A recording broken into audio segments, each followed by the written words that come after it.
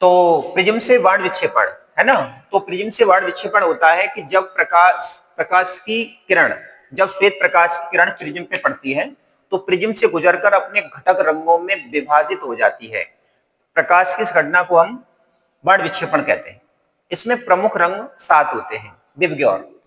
We यानी violet, इंडिको, blue, green, yellow, orange और red. तो इस घटना को हम क्या कहते हैं? बाण विक्षेपण। तो आप चाहे तो इसकी परिभाषा लिख सकते हैं कि जब श्वेत प्रकाश की किरण किसी प्रिज्म पर पड़ती है तो प्रिज्म से गुजरकर अपने घटक रंगों में विभाजित हो जाती है। प्रकाश की इस घटना को हम प्रकाश का बाण विक्षेपण कहते हैं। उसके बाद में एक टॉपिक आता है बाण विक्षेपण कोण। बाण विक्षेपण कोण,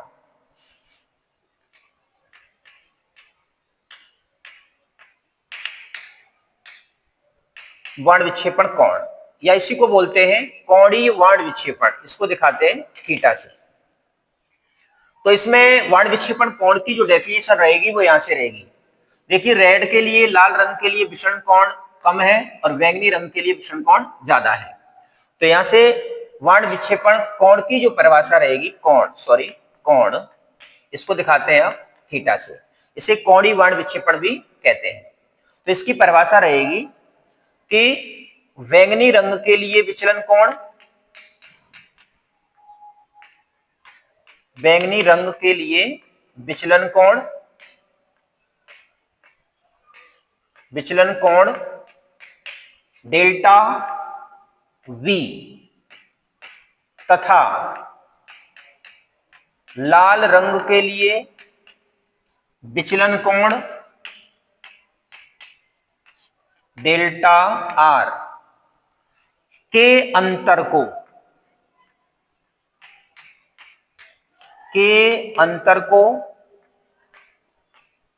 हम बाण विक्षेपण कोण कहते हैं। बाण विक्षेपण कोण कहते हैं। अर्थात theta equal to delta V minus delta R, ये बाण विक्षेपण कोण का सूत्र है। अच्छा, अगर प्रिज्म पतला है, पतले प्रिज्म के लिए, पतले प्रिज्म के लिए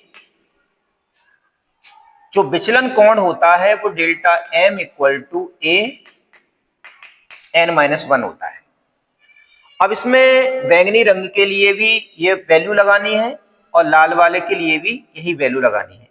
तो विचलन कोण का फॉर्मूला कुछ और निकल करके आ जाता है। तो इसमें वैल्यू लगा सकते हैं। इससे ऊपर मैं यहां लिखता हूं। तो सबसे पहले बात करते हैं बैंगनी रंग के लिए। बैंगनी रंग के लिए तो बैंगनी रंग के लिए जो डेल्टा वी होगा वो होगा ए एन वी माइनस 1। इसी प्रकार लाल रंग के लिए रहेगा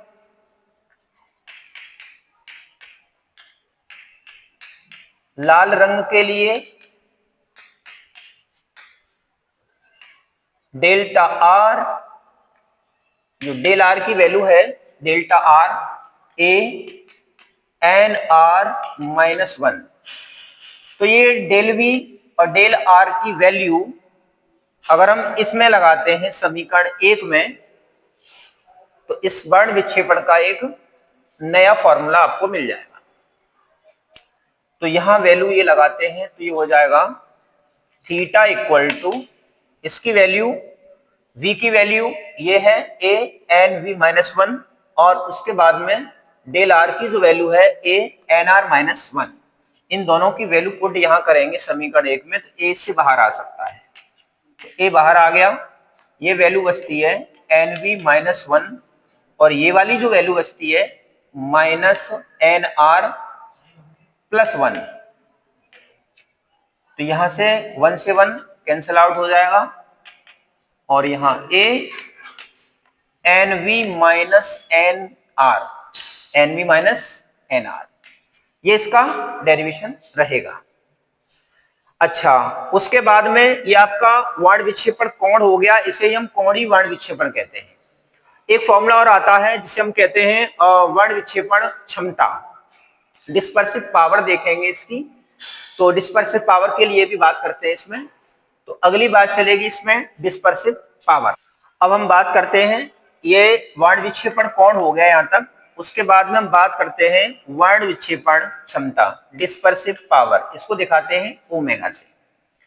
तो इसकी यहां डेफिनेशन रहेगी कि वर्ण विक्षेपण कोण, वर्ण विक्षेपण कोण तथा मध्यमान किरण के लिए विचलन कोण, वर्ण विक्षेपण कोण तथा मध्यमान किरण के लिए विचलन कोण के अनुपात को हम वर्ण विक्षेपण क्षमता कहते हैं। तो देखिए इसकी डेफिनेशन यहां लिख लेते हैं हम लोग कि वर्ण विक्षेपण कोण, वर्ण विक्षेपण कोण थीटा तथा मध्यमान किरण,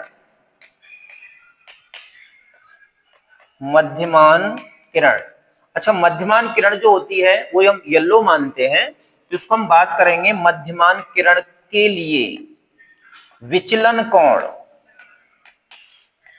विचलन कोण।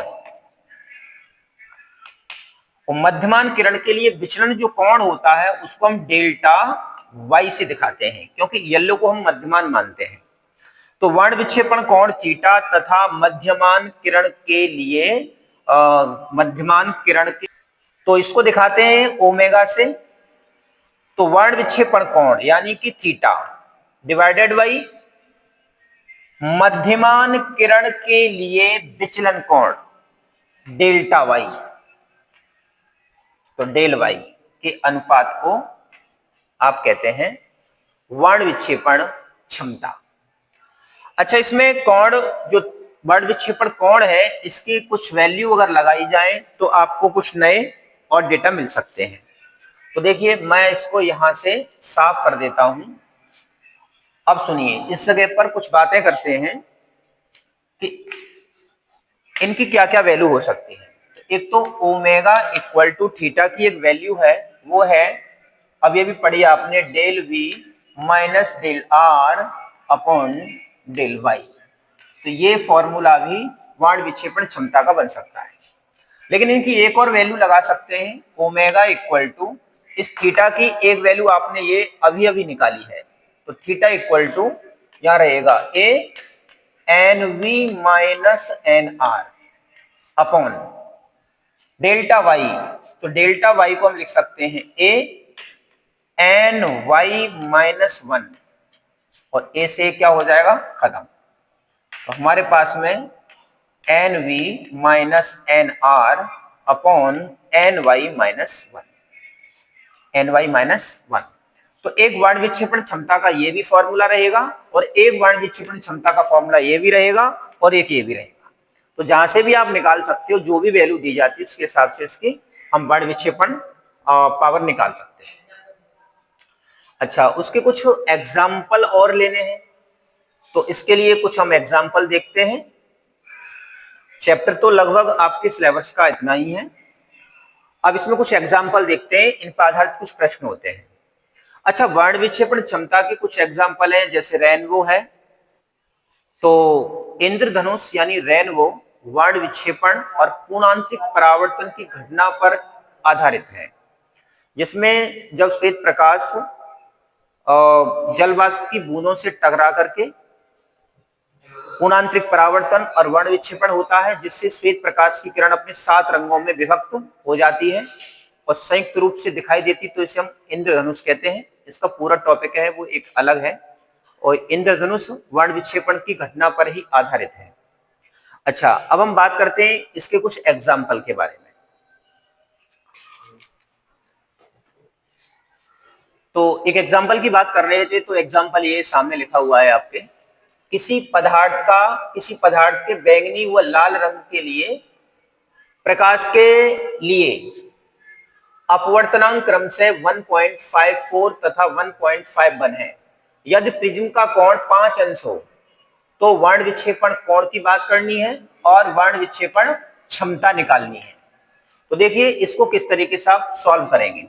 सबसे पहले जो गिवन है वो लिखते हैं। तो क्या दिया है आपके पास में, बैंगनी रंग का अपवर्तनांक दिया है और लाल रंग का अपवर्तनांक दिया है।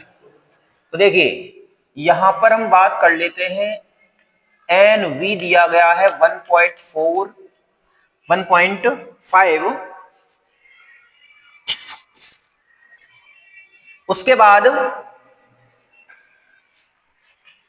एन आर दिया गया है 1.51 और प्रिज्म का जो कोण होता है उसे हम ए से दिखाते हैं जो 5 अंश है। अच्छा 5 अंश से हमें ये मालूम पड़ता है कि प्रिज्म बहुत ही पतला है। पतले प्रिज्म के लिए प्रिज्म कोण 5 अंश होना चाहिए। अगर विचलन भी बहुत कम होता है तो उसको भी हम पतला प्रिज्म मान सकते हैं। तो सबसे पहला प्रश्न पूछा गया है वर्ण विक्षेपण कोण। तो वर्ण विक्षेपण कोण क्या होगा?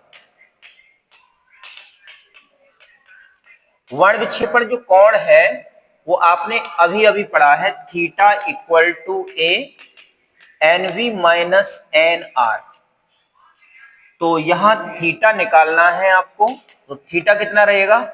ए की वैल्यू 5 है, देखो A equal to 5, N V minus N R. तो एन वी इस जगह पर 1.54 माइनस 1.51 ये रहेगा। उसके बाद में 5 इंटू इसमें से इसको माइनस करेंगे तो 0.03, इसका मल्टीप्लाई कर देंगे। तो इसका मल्टीप्लाई जब करेंगे तो 5 3 जा 15 होता है 51 अंश, इतना रहेगा इसका अंश। अच्छा उसके बाद में नंबर 2 में बात की गई है ओमेगा की। तो ओमेगा इस जगह पर रहेगा वर्ण विक्षेपण क्षमता। तो ओमेगा होता है N V minus N R upon N Y minus 1।